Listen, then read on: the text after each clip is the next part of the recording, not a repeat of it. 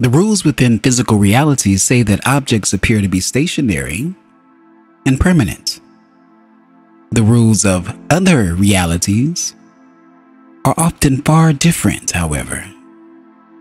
The nature of mental activities will follow different lines, and continuity in terms of time will not exist. Perceptual organization will exist by the use of different psychological groupings.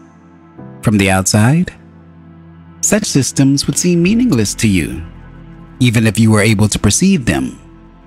You would not be able to observe the pivot points about which the actions occurred. The very definite rules of that system, then, would be quite obscure to you. Now, the speakers are familiar with the rules within many systems. Still, however, most of these systems in larger terms are somewhat connected with your own kind of reality. There are an infinite number of inner universes. Only the very highest, most developed Gestalt consciousness can be aware of anything like their totality. In this larger context, then, the speakers must be called local. There is something like a chart mapping many of the nearby systems of reality, and I hope someday in your terms to make this available. In order to do so, Uber must be trained somewhat more intensely. There are points of coincidence where, under certain conditions, entry may be made from one of these systems to the other. They need not exist separately in space as you know it, of course. These are called coordination points, where one camouflage merges into the other. Some of these are geographical in your system, but in all cases, a tuning in of consciousness is a necessary preliminary. Such entries can only be made in an out-of-body condition. Each individual in his dreams has access to the information possessed by the speakers.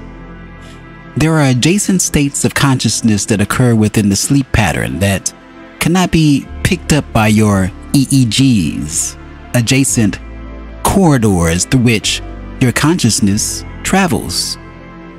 The higher centers of intuition are activated, while physically oriented portions of the consciousness remain with the body.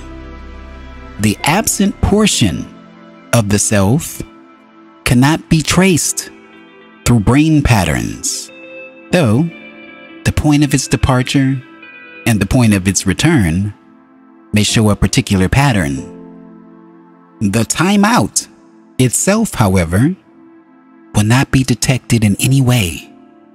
The tracings showing only whatever characteristic pattern was being given immediately before departure.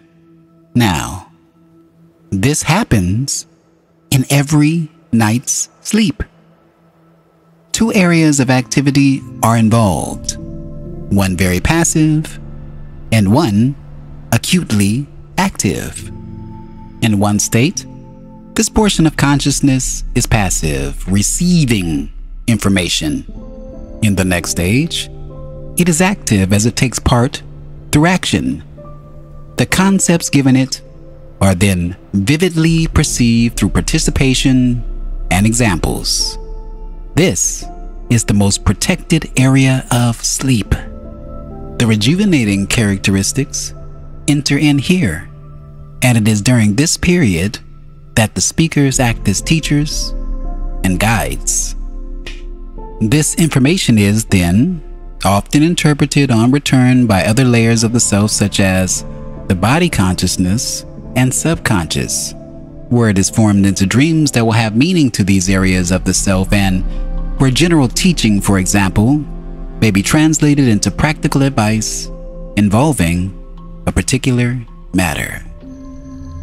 This is the end of part 5 of chapter 17 of Seth Speaks, the eternal validity of the soul. Let's talk about it. Quite simply, in this passage, Seth is talking about different realities and how they work compared to our own. Seth mentions that in our physical reality, objects seem to stay still and last for a long time. However, in other realities, things are different. In those realities, mental activities and time don't work the same way as they do here. People there perceive things differently and organize their thoughts in unique ways.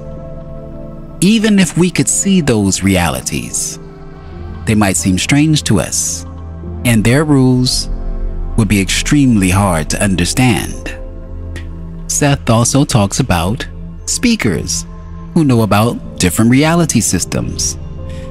These systems are somehow connected to our reality, but there are many other inner universes out there, and only very, very, very advanced consciousness can understand them all. Seth hopes to share a map of these reality systems someday, but he says at the time it would have required intense training for Rupert, other known as Jane Roberts. Seth explains that there are special points where these different realities can connect, and they can be reached during out-of-body experiences, like in dreams. He lets us know that each of us has access to this information in our dreams, but it's in a different state of consciousness that science cannot measure. It is in this dream state the speakers teach and guide us. Finally, he says that when we wake up, we might not remember everything from these dream experiences, but our subconscious might turn these teachings into meaningful dreams or practical advice.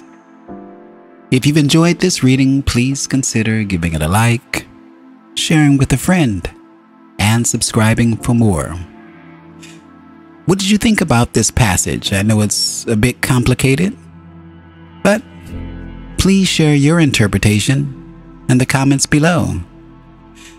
Until the next time, thank you for listening and thank you for watching. Thank you.